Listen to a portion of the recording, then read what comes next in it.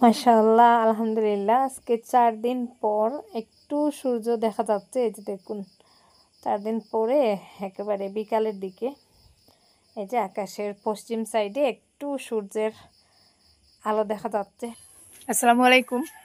আশা করি আপনারা সবাই ভালো আছেন, আমরাও ভালো আছি আলহামদুলিল্লাহ। সুখ দুঃখের সংসারের আরও একটা নতুন ভিডিওতে আপনাদেরকে আরও একবার স্বাগত জানিয়ে আবারও আরও একটা নতুন ভিডিও শুরু করতে যাচ্ছি। আজকে 3-4 দিন পর মোটামুটি আজকের ওয়েদারটা একটু ভালো ছিল। আজকে মানে সকাল থেকে বৃষ্টি হচ্ছে, টুকটাক বৃষ্টি হচ্ছে, তবে এই 12টার দিক থেকে মনে হয় বৃষ্টিটা মোটামুটি একেবারে থেমে গেছে। তো ওয়েদারটা কিন্তু মেঘলা মেঘলা, তারপরেও মানে বৃষ্টিটা হচ্ছে না। একটু বাইরের দিকে বেরিয়েছি আজকে। সকাল থেকে সারাদিন ঘরের মধ্যেই ছিলাম। তো খাওয়া দাওয়া শেষ, মানে দুপুরের খাওয়া দাওয়ার পর থেকে আমি আজকে ভিডিওটা শুরু করেছি। তার আগে কিন্তু একবারও ক্যামেরা অন করি নাই। তো এখন জাস্ট একটু বাইরের দিকে বের হলাম, তাহলে একটু হাঁটি। ঘরে বসে বসে মানে হাত পা গুলোতে কেমন জানি জং ধরে যাচ্ছে, এরকম একটা অবস্থা। হ্যালো, কিটা করবাইনো? হ্যাঁ, তো এই যে দেখুন, আমার ঘরের কাজটা আজকে 2 দিন থেকে বন্ধ, যেহেতু খুব বেশি পরিমাণে বৃষ্টি হচ্ছে। ওই বৃষ্টির কারণে ঘরের কাজ আর করা হচ্ছে না। তো ঘরটা নিয়ে আপনারা কিছু কমেন্ট আসতেছে যে আপু এই বারান্দাটাকে কেন এরকম করলে, বা আগেই তো ঠিক ছিল। তো আমি সরাসরি আপনাদেরকে এখন দেখিয়ে নেই। তারপরে আমাদের বাসায় একটা মর্মান্তিক ঘটনা ঘটছে, তো যেটা আমি আপনাদেরকে শেয়ার করব। আগে আমার ঘরের দিকটা শেষ করি। আজকে আর কোনো রান্নাবান্না কাজকর্ম কিছু শেয়ার করব না। তো আগে আমি ঘরের দিকটা আপনাদেরকে একটু বুঝিয়ে বলি, তাহলে আপনারা বুঝতে পারবেন। আর তারপরে আমি ওই ঘটনাটা আপনাদেরকে সরাসরি শেয়ার করব। তো গতকালকের ভিডিওতে 1-2টা কমেন্ট আসছে যে আপু তোমার ওই বারান্দাটা থাকা অবস্থায় বেশি ভালো লাগতো, বারান্দা হিসাবে মানে বেশি ভালো লাগতো, এখন বেডরুম করে মানে একটু অন্যরকম লাগতেছে। তো প্রথমত আমি ওই জায়গাটা আসলে বেডরুমের উদ্দেশ্যে আগে রাখছিলাম, কারণ আমার বারান্দাটা তো এইদিকে আছে, এইদিকে আর বারান্দার কোনো প্রয়োজন নেই। তারপরেও আমার প্ল্যান আমি আপনাদেরকে দেখাই। এই যে দেখতে পাচ্ছেন এই বারান্দাটা থেকে মানে এই যে পিলারটা আছে, এই যে পিলারটা দেখতে পাচ্ছেন, তো ওই পিলার থেকে এভাবে লম্বা করে এখানে আরও একটা পিলার দেওয়া হবে। তারপরে ওই বারান্দাটা মানে ওই দিকে ঘুরে যাবে। এখন যেভাবে ওই দিকের বারান্দা ওই দিকে ঘুরেছিল, মানে ওই রকম করার আর কি আমার প্ল্যান আছে। ওই বারান্দাটা ওই দিক থেকে আসবে, এসে এই দিকে আর কি সোজা একেবারে এই এতটুকু থেকে এরকম করে এই দিকে আবার বারান্দাটা ঘুরে ওই যে রুমের লাস্ট পর্যন্ত যাবে। মানে শেষের দিকে ওই যে এল সাইজের মতন হিসাবে আর কি আমার বারান্দাটা থাকবে। এই দিক থেকে লম্বা হয়ে এসে বারান্দাটা এই দিক দিয়ে ঘুরবে। তো ওই জন্য যে বারান্দাটা আমি এখন বেডরুম করেছি, ওই বারান্দাটা আবারও এইদিকে হয়ে যাবে। মানে আমার এরকম করে করার প্ল্যান আছে, যার কারণে আর কি আপনারা হয়তো বুঝতে পারতেছেন না, বা আমি হয়তো অতটা বোঝাতে পারি নাই। তো এই বেডরুমটার সামনে আরেকটা বারান্দা থাকবে, আর ওই বারান্দা দুইটা আর কি একসাথে প্লাস হয়ে যাবে। তো এরকম করে আমার করার প্ল্যান আছে, যার কারণে আমি এখন এটা বেডরুম করে নিচ্ছি।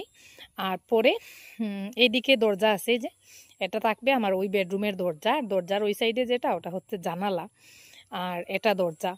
তো দরজা থেকে এই রুম থেকে এইদিকে বের হবার আর রাস্তা নেই, মানে এইদিকে বের হওয়ার তোর কোনো প্রয়োজনও নেই, কারণ দুইটা বারান্দা যেহেতু শেষে এসে মিলিত হবে। তো ওই বারান্দা থেকে এসে ওই বারান্দার দিকে দিয়ে ওই রুমে ঢোকা যাবে। ওই জন্য আর এইদিকে আরেকটা জানালা রাখছি, মানে সামনের দিকে একটা জানালা রাখছি, ওইদিকে আমার আর দরজার প্রয়োজন নেই। আর এই রুমের দরজাটা আমি ওই দিকে রাখছি। এই যে মগটা যেখানে রাখা আছে ওখানে দেখতে পাচ্ছেন দরজার মাপ রাখা আছে। তো চৌকাঠটা এখনো আনা হয় নাই, মানে চৌকাঠটা অর্ডার করা হয়েছিল, চৌকাঠটা আনা হয় নাই, যার কারণে এই দরজাটার আর কি এই গ্যাপের কাজটা এখনো করা যায় নাই, কারণ চৌকাঠটা আগে লাগিয়ে তারপরে ইট লাগাতে হবে। তাই চৌকাঠটা আনার পরে আর কি ওই গ্যাপে ইট লাগানো হবে, আপাতত এরকম আছে। আর তো যাই হোক, আমি হয়তো বোঝাতে পারছি। আমি যে বারান্দাটা হারিয়ে এখন বেডরুম করেছি, ওই বারান্দাটা আমি আবার করে নিব, ওই দিকে করে নিব, যেহেতু আমাদের এখানে বেডরুমের শর্ট। এখনও দেখা যায় ঘরে যদি কোনো মেহমান আসেন, মহিলা মেহমান আসলে মোটামুটি হয়ে যায়, কিন্তু পুরুষরা কেউ এলে মানে গড়ে জায়গা দেওয়া যায় না, এটা একটা সমস্যা। তাই ওই বেডরুমটা আমি করছি, মানে এটা আমি ড্রয়িং রুম হিসাবেও করতে পারতাম, কিন্তু ড্রয়িং রুম প্লাস বেডরুম দুইটাই একসাথে হয়ে যাবে। আমরা কেউ থাকবো না, তবে বাইরে থেকে যদি কোনো পুরুষ মানুষ আসেন তাহলে এখানে থাকবেন। ওই জন্য একটা খাট রাখবো এক সাইডে, আর ওই সাইডটা আমি মানে সোফা, টি টেবিল ওইসব দিয়ে সুন্দর করে সাজিয়ে রেখে দিব। বাইরের থেকে কেউ এলে এখানে বসতেও পারবেন, আর যদি প্রয়োজনে আর কি রাতে থাকতেও পারবেন। তো ওই হিসাবেই আমি করতেছি। আমি কাছে গিয়ে আপনাদেরকে দেখাচ্ছি। তো এখানে একটা সিঁড়ি দেওয়া হয়েছে, যেহেতু আপাতত আমরা বারান্দাটা করতেছি না, তো এই দিক দিয়ে এখন নামা ওঠা করতে হবে। কারণ এই যে আমাদের যে রুমের দরজাটা, আমাদের বেডরুমের দরজা ছিল ওটা, আগে ওই দরজা থেকে বেরিয়ে এখানে এখানে মানে বারান্দা পেতাম, বারান্দা থেকে ওই দিকেও যাওয়া যেত, মানে ওই বারান্দা থেকে ওই বারান্দায় যাওয়া যেত, আর এইদিকে তেমন নামা ওঠার প্রয়োজন পড়তো না। তো এখন যেহেতু এই যে এইদিকে ইট লাগানো হয়ে গেছে, ওই বারান্দা আলাদা হয়ে গেছে। এখন ইট লাগানোর কারণে এটা বেডরুম হয়ে গেছে, এটা এখন আর বারান্দা না। তাই এখন আমাদেরকে আর কি ঘুরে এই দিক দিয়ে যেতে হবে। তাই আপাতত এই যে একটা টেম্পোরারি সিঁড়ি দেওয়া হয়েছে, বৃষ্টির কারণে আর কি এটা ঢাকনা দিয়ে রাখা হয়েছে। তো এটা টেম্পোরারি, যেহেতু এদিকে আবার বারান্দা করতে হবে, পরে এটা আবার ভাঙার প্রয়োজন হবে, তাই আপাতত নামা ওঠার জন্য আর কি এই সিঁড়িটা দেওয়া হয়েছে। তো যাই হোক, আশা করি বুঝতে পারছেন। আমি উপরে গিয়ে একটু দেখাই। এই যে দেখুন, তো এখানে মোটা সাইজের একটা জানলা রাখছি, ওটা হবে সামনের দিক, যেহেতু আমাদের বাড়ির সামনের দিকটা ওই দিকে। যদিও এই দিকে বাড়ির ফ্রন্ট সাইজ মানে ঘরের সামনের সাইড ওই দিকে, আর বাড়ির ফ্রন্ট সাইড কিন্তু ওই দিকে, তাই এই বারান্দাটা ওই দিকে থাকবে। আর এটা হচ্ছে দরজা, তো এই দরজার দিকে বেরিয়ে ঠিক এখানে বারান্দা থাকবে, আর ওই বারান্দাটা গিয়ে ওই বারান্দার সাথে ওইরকম এল কর্নারের মতন আর কি, ওটার সাথে প্লাস হবে। তো এদিকে আবার সামনের দিকে আরেকটা বারান্দা রাখছি, ওই বারান্দা থেকে বারান্দা না, জানালা। তো এটাতে তাই গ্লাস লাগাবো, গ্রিল লাগিয়ে দিব, ওই হিসাবেই রাখছি। আর এই যে আমাদের বেডরুমের দরজা, তো ওই রুম থেকে চাইলে এই রুমে আসা যাবে, আর প্রয়োজন ছাড়া এমনিতে দরজাটা বন্ধই রাখবো সব সময়, আর এখানে কেউ বাইরে থেকে এলে বসবেন, তো ওই হিসাবেই করা। আর এই যে দেখুন, এই হচ্ছে আমার বেডরুমের দরজা, আর এই যে আমার লম্বা বারান্দাটা। ওই সাইডে একটা খাট রাখবো, আর এই যে জানালা, তো এই জানলাটা হয়তো পরে খুলে নিব, এখান থেকে খুলে ইট লাগিয়ে কালার করে নিব, নতুবা থাকবে এদিকে পেরেক দিয়ে আর কি আটকে রাখবো। তো দেখা যাক শেষমেশ কি হয়। তো এখানে যে এই ছোটো রুমের মধ্যে দুইটা জানলা রাখছি, জানলা একটু বেশি হলে দেখা যায় আলো বাতাস একটু বেশি থাকে। আর এদিকে একটা দরজা, আর এই যে এইদিকে আরেকটা জানালা। তো ওই হিসাবে আর কি করা হচ্ছে। আগামীকালকে থেকে প্লাস্টারের কাজ শুরু হবে, কারণ এখানে এখনো চৌকাঠটা আসে নাই, চৌকাঠটা না আসার কারণে এটা আর কি এখন কাজ করা যাবে না। চৌকাঠটা আসলে পরে এখানে ইট লাগিয়ে তারপরে প্লাস্টারের কাজ আর কি শুরু করা হবে। তো যাই হোক, আশা করি বোঝাতে পারছি। তো বারান্দাটা যারা বলছিলেন, সত্যি বারান্দাটা অনেক উপকারে আসতো, কিন্তু এখন যেহেতু এই বারান্দাটা এখানে নেই, তাই আপাতত আর কি কিছুদিনের জন্য বারান্দাটা এখানে থাকবে না, কিন্তু শেষের দিকে আবার দেখতে পাবেন ওই বারান্দার সাথে এদিকে আরেকটা বারান্দা। তো ওটা ভবিষ্যতে করব, হয়তো করে নিতেও পারি, ওটা আসলে নিজের সময় সুযোগের উপর নির্ভর করবে। তো যাই হোক, বেডরুমটা করলে আসলে খারাপ লাগবে না। বাইরে থেকে এখন যদি কেউ আসে তাহলে দেখা যায় সোজা আমার বেডরুমে গিয়ে ঢুকে যায়। এই যে আমাদের স্কুলের অনেক গার্জেন্সরা আছেন যারা আসার পরে হঠাৎ করেই বেডরুমে ঢুকে যান, তো এটাই হচ্ছে একটা সমস্যা।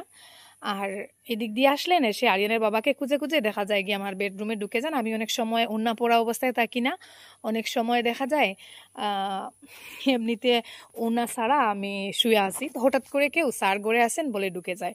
তো এরকম লজ্জা আমি অনেকবার পেয়েছি, ওড়না ছাড়া আমি মানে হঠাৎ করেই দেখা যায় গাবড়ে যাই যে কেউ একজন আসছে, আমি লজ্জার মুখোমুখি আমাকে পড়তে হয়, তো তারপরে উঠে দৌড় দিতে হয়। এরকম আমি অনেকবার মানে এই সমস্যাটা ফেস করছি, যার কারণে আর কি আমার বেডরুমটা আসলে প্রাইভেসি বলে কিছুই ছিল না, যে কেউ এসে সোজা ঢুকে যেত। তো এটা হচ্ছে একটা সমস্যা ছিল। তো এখন আপাতত এই বেডরুমটা হয়ে গেলে কেউ যদি আসে তাহলে ওইদিকে আর দরজা পাবে না, খুঁজে খুঁজে এই রুমটাতেই ঢুকবে, এই রুমে গিয়ে স্টপ হবে। আর আমার ওই বেডরুম থেকে এই রুমে আসার দরজাটা আমি সবসময় বন্ধ করেই রেখে দিব, তাই আর আমার বেডরুমে কেউ ঢুকতে পারবে না। আর আরেকটা জিনিস আপনাদেরকে দেখাই, এইদিকে আমার বেডরুমটার দরজা ওইদিকে সামনের দিকে আছে, এই দরজাটা না হলেও চলবে।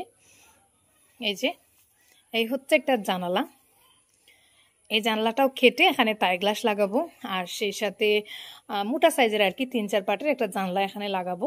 যেহেতু এই রুমটার কারণে এখন এই বেডরুমে আলো বাতাস একটু কম আসবে, তাই এই জানলাটা আর কি একটু বড় করেই করে নিব, বড় করে তাই গ্লাস লাগিয়ে নিব, আর বাইরের দিকে গ্রিল লাগিয়ে দিব। আর ওই রুমের এদিকে একটা দরজা ছিল, যেহেতু এখন ওই দিকটাই বেশি ইউজ হতো তাই এদিকের দরজাটা বেশি ইউজ হতো। ওই রুমের মেইন দরজাটা এই যে দেখুন, এই হচ্ছে আমাদের ওই রুমের দরজা। তো ওটা আসলে আপাতত একেবারেই বন্ধ করে রাখা, ওটা খোলা হয় না। এখন ওই রুমটা হয়ে গেলে এটা খুলে নিব, এটা খুলে রাখবো। আর এইদিকে এই যে আরেকটা দরজা আছে, তো ওটা হচ্ছে ওই যে শিফা যে রুমে থাকে ওই রুমের দরজা। তো আসলে এই আমার এই বারান্দার দিকে দরজা যেহেতু আছে, তাই আর ওই দরজাটা ইউজ না করলেও চলবে। আর এই তো জুবাইরের রুমের দরজা। যাই হোক, আপনাদেরকে হয়তো বোঝাতে পারছি। আপনারা অনেকে জিজ্ঞাসা করছেন যে আপু তোমার আরেকটা ছাগলের বাচ্চা কোথায়।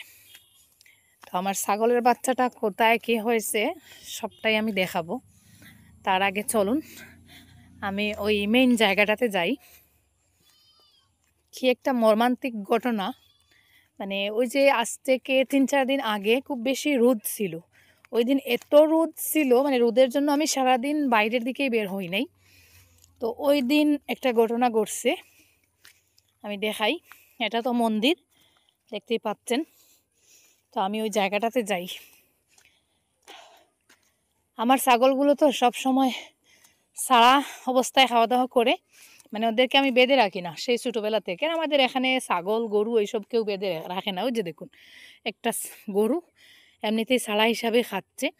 যেহেতু আশেপাশে কোনো কৃষি চাষ করা হয় না, ওই জন্যই দেখা যায় ছাগল গরু এসব বাঁধার প্রয়োজন পড়ে না। তো ওই দিন খুব বেশি রোদ ছিল, আর সারাদিন ঘর থেকে বের হওয়া হয় নাই। তো তার মধ্যে দুপুরের দিকে আমি শিফাকে বললাম যে ছাগলগুলো কোথায়। শিফা বলল ছাগলগুলো নাকি একটু আগে স্কুলের বারান্দায় শুয়েছিল। তো আমি ভাবছি প্রতিদিনের মতন মনে হয় ওরা ঘাস খেতে গেছে, যেহেতু ওরা বেশিরভাগ সময় এই দিকেই খাওয়া দাওয়া করে, মন্দিরের ওই দিকে। তো তারপরে সন্ধ্যার দিকে ছাগলটার খোঁজ পড়ছে, কিন্তু ছাগলটাকে মানে পাওয়া যায় নাই। একটা ছাগল মানে বড় ছাগলটা তার একটা বাচ্চা নিয়ে বাড়িতে গেছে, কিন্তু ছোটো ছাগলের বাচ্চাটাকে পাওয়া যাচ্ছিল না। তো তারপরে আরিয়ানের বাবা বললেন যে আমি মন্দিরের উপরে দেখে আসি, হয়তো ছাগলের বাচ্চাটা পেট ভরে নাই তাই মন্দিরের ওইদিকে রয়ে গেছে, আর ছাগলটা চলে আসছে অন্য বাচ্চা নিয়ে। তো আরিয়ানের বাবা চলে আসছেন। তারপরে এইখানেই ঘটেছে ঘটনাটা, মানে আমি ঘটনাটা আপনাদেরকে সরাসরি দেখাচ্ছি, আমার ছাগলটাও দেখাবো আপনাদেরকে। তো আরিয়ানের বাবা খুঁজে খুঁজে মানে ওইদিকে আসছেন, যেহেতু ছাগলটা বেশিরভাগ সময় মন্দিরের ওখানেই থাকে। তো ওখানে এসে মানে মোটামুটি 10 মিনিটের মতন সময় হয়ে গেছে, উনি আর নেমে যাচ্ছে না। আমি অপেক্ষা করতেছি যে উনি ছাগলটাকে পেলেন কি না সেটাও তো বলবেন। তো যাই হোক, তারপরে আমিও পেছন পেছন আসছি যে কোথায় গেলেন, এখনও কোনো সারা শব্দ পাই না। তো ফিরে এসে দেখি মানে আমি ওই জায়গাটায় আসছি, এসে ওই দিকে মসজিদের সাইডটা আর কি একটু দেখছি। তারপরে আরিয়ানের বাবাকে ডাকলাম যে তুমি কোথায়, কোনো সারা শব্দ নেই। তো উনি এই জায়গা থেকে আর কি বলছেন যে ছাগলটা এখানে আছে, আর কেউ ছাগলের বাচ্চাটাকে মেরে ফেলছে। তো যেমনি মানে কথাটা বলছেন, আমি এমন অবস্থা হচ্ছিল, মনে হচ্ছিল আমি দাঁড়ানো থেকে আর কি পড়ে যাচ্ছি, এরকম একটা অবস্থা আমার হয়েছিল। তো তারপরে আমি ওইদিকে হেঁটে হেঁটে দেখলাম, এখানে এসে আমার ছাগলের বাচ্চাটা এখানে মরে পড়ে আছে, ঠিক এই জায়গায় ছাগলের বাচ্চাটা মরে পড়ে আছে। আর আরিয়ানের বাবা এখানে মানে বসে আছেন, আর এখানে ছাগলের বাচ্চাটা। তো আরিয়ানের বাবা কাঁদছেন, ছাগলের বাচ্চাটাকে দেখে উনি বসে বসে এখানে কাঁদতেছেন। আমি আসলে ওনাকে কখনো কাঁদতে দেখি নাই। তো ওই দিন উনি ছাগলের বাচ্চাটার পাশে বসে বসে কাঁদছিলেন। আর একটা বড় কুকুর এই জায়গায় শুয়ে আছে, ঠিক এই যে পাইপ যেখানে, ওখানে একটা বড় কুকুর আর কি, লাল রঙের কুকুর শুয়ে আছে। আর ওই জায়গাটায় ছাগলের বাচ্চা, আর ওখানে আরিয়ানের বাবা বসে আছেন। আর আরেকটা কুকুর ওই জায়গাটায়, ওই যে ওই জায়গাটায় শুয়ে আছে আরেকটা কুকুর আর কি। তো উনি বসে বসে ছাগলের বাচ্চাটাকেই দেখছেন, কুকুরটা মারছে কি মানে এসব উনার হয়তো এখনো মাথার মধ্যে আসেই নাই। তো হঠাৎ করে যে আমি বলছি এই কুকুরগুলোই আমার ছাগলের বাচ্চাটাকে মারছে, এটা বলতে কুকুরগুলো মানে জানি না কিভাবে হয়তো আমার কথা বুঝতে পারছে, এখান থেকে উঠে যেই লম্বা একটা দৌড় দিয়েছে ওই দিক দিয়ে পালিয়েছে। তো আমিও রাগ সামলাতে না পেরে দৌড়ে গিয়ে ওই জায়গা থেকে একটা বাঁশ নিয়েছি, বাঁশ নিয়ে কুকুরগুলোকে মানে আঘাত করতে চাইছিলাম কিন্তু পারি নাই, ওরা দৌড়ে পালিয়ে গেছে। তারপরে এখান থেকে মানে এই মৃত অবস্থায় ছাগলের বাচ্চাটাকে আর কি নেওয়া হয়েছে। তো যাই হোক, বাকিটা আমি ভিডিওতে আপনাদেরকে দেখাবো। তো আমার ছাগলগুলো বেশিরভাগ ওই জায়গায় থাকে, আমার ছাগল না আরও অনেকের ছাগল এখানে খাওয়া দাওয়া করে, যেহেতু এই এরিয়াটা একেবারে খোলামেলা। আর এখানে বেশিরভাগ ছাগল গরু ওইসব দেখা যায় ঘাস খায়। তো ওই করেই আর কি আমার ছাগলের বাচ্চাটা চলে গেল। আমিও যে একদিন না 2 দিন ভিডিও দেই নাই, ওই সময় ঘটনাটা ঘটেছিল, তো আপনাদের সাথে শেয়ার করব বলে আর করা হয় নাই। তো আমার কুকুরটা না, আমার কুকুরটা খুবই ভালো। তো ও অনেকটা চেষ্টা করেছিল, মানে আরিয়ানের বাবা দুপুরের দিকে যখন মানে স্কুল ছুটি হয়েছে ঠিক ওই টাইমে আরিয়ানের বাবা দেখছেন আমার কুকুরটা ওই জায়গা থেকে আমার বড় ছাগলটাকে আর ছাগলের বাচ্চাটাকে ওই দিকে আর কি তাড়িয়ে দিচ্ছে। তো আরিয়ানের বাবা মানে দেখছিলেন, তো উনি ভাবছেন হয়তো কুকুরটা ছাগলগুলোর সাথে দুষ্টামি করতেছে, তাই উনি কুকুরটাকে তাড়া দিয়েছেন। আমার কুকুরটা ওই জায়গা থেকে ওই দিকে আর কি তাড়িয়ে আর কি ওদেরকে বাড়ির দিকে পাঠাচ্ছে। তো ওই টাইমে হয়তো এর একটু আগেই ঘটনাটা ঘটেছে। আর আমার কুকুরটা ওদের সাথে লড়াইতে পারে নাই। তো না পারায় মানে ওইদিকে কুকুরটা দেখছে যে এখানে ওরা ছাগলের বাচ্চাটাকে মেরে ফেলছে, তাই মানে বাকি যে 2টা ছাগল রয়েছে ওই ছাগলের বাচ্চাগুলোকে আর কি বাঁচানোর জন্য বড় ছাগলটাকে ছাগলের বড় বাচ্চাটাকে আর কি বাঁচানোর জন্য ওইদিকে তাড়াচ্ছে। কিন্তু বড় ছাগলটা বারবার কুকুরটাকে গুঁতো দিচ্ছে যে মানে ওর বাচ্চা যেহেতু ওখানে মরে পড়ে আছে, ও তো মা, তাই সে মানে এইদিকে বারবার আসতে চাচ্ছে। আর আমার কুকুরটা ওদেরকে বাঁচানোর জন্য ওইদিকে ওদেরকে তাড়িয়ে দিচ্ছে। তো আরিয়ানের বাবা ওকে দমক দিয়েছেন, উনি ভাবছেন হয়তো কুকুরটা দুষ্টামি করতেছে ছাগলগুলোর জন্য। তো আরিয়ানের বাবার দমকটাও কুকুরটা শুনে নাই, ও হচ্ছে ওদেরকে তাড়িয়ে একেবারে বাড়ির বারান্দা পর্যন্ত দিয়ে আসছে। তারপর থেকে আর কি ছাগলের বাচ্চাটার খোঁজ পড়ছে। তো যাই হোক, কি আর করার, 2টা কুকুর মানে এত ডেঞ্জারাস অবস্থায় হয়েছে। আমার আশেপাশের গ্রামের মানে অনেকগুলো ছাগলকে নাকি কামড়িয়েছে। তো এখন আমি গিয়ে দেখাবো আমার ছাগলটার মানে কি অবস্থা করেছিল ওরা। এই যে দেখুন আমার কুকুরটা শুয়ে আছে। তো ও কিন্তু চেষ্টা করছে, ও যেহেতু একটু দুর্বল আর ওই কুকুরগুলো অনেক মোটা মোটা। ওখানের একটা লাল রঙের কুকুর ছিল, ওই কুকুরটা একদিন আমার কুকুরের সাথে মানে মারামারি করছে, মারামারি করে দেখবি আমার কুকুরের কানটা খেয়ে ফেলছে। এত ডেঞ্জারাস কুকুর। এই যে দেখুন, কিরে দেখি যাই, এই যে দেখুন ওর কানটা খেয়ে ফেলছে, মানে ও ওদের সাথে লড়াইতে পারে না। তো এই যে দেখুন আমার ছাগলের বাচ্চাটা, ওর পেটের দিকে আমি একটু ঝাপসা করে দিয়েছি, যেহেতু ওটা ইউটিউবের গাইডলাইনের বাইরে পড়ে যেতে পারে।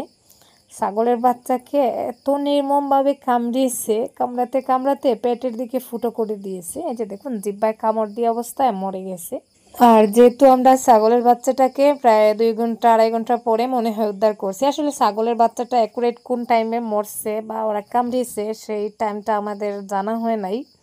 ছাগলের বাচ্চাটার পেটটা ফুলে গেছে, যেহেতু ওরা পেটের দিকটা ফুটো করেছে তাই পেটটা এত তাড়াতাড়ি ফুলে গেছে, তা না হলে এত তাড়াতাড়ি ফুলে যেত না।